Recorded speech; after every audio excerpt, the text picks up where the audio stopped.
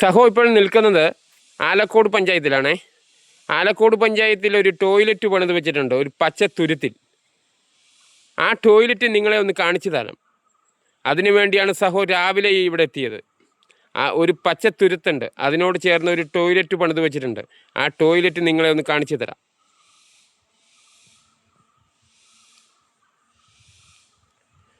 വർഷങ്ങൾ കുറേയായി പണിതിട്ടിട്ട് കാട് പിടിച്ച് മൂടിക്കിടക്കുകയാണ്. ഗേറ്റും തുറന്നിട്ടിട്ടുണ്ട്. ഇതാ താക്കോലിട്ട് പൂട്ടിയിട്ടിരിക്കുകയാണേ. എന്തിനിവിടെ പണിതിട്ടു എന്ന് നാട്ടുകാർ ചോദിക്കുന്നു. ലക്ഷങ്ങൾ പാഴായെന്നല്ലാതെ എന്ത് ഗുണമാണ് ഇതുകൊണ്ട് നാട്ടുകാർക്കുള്ളത്?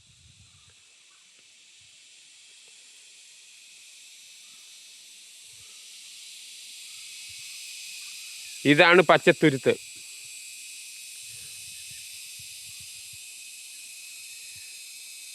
ഒരു പച്ച പിടിച്ച തുരുത്താണ് പച്ചത്തുരുത്ത്. ഇതിലെവിടെ പച്ച? കുറേ കാട് പിടിച്ച് കിടക്കുന്നതല്ലാതെ. ഒരു പച്ചത്തുരുത്താവുമ്പോൾ ജനങ്ങളെത്തില്ലേ കാണാൻ? ഇവിടെ ഒരു ജനം എത്തുന്നില്ല.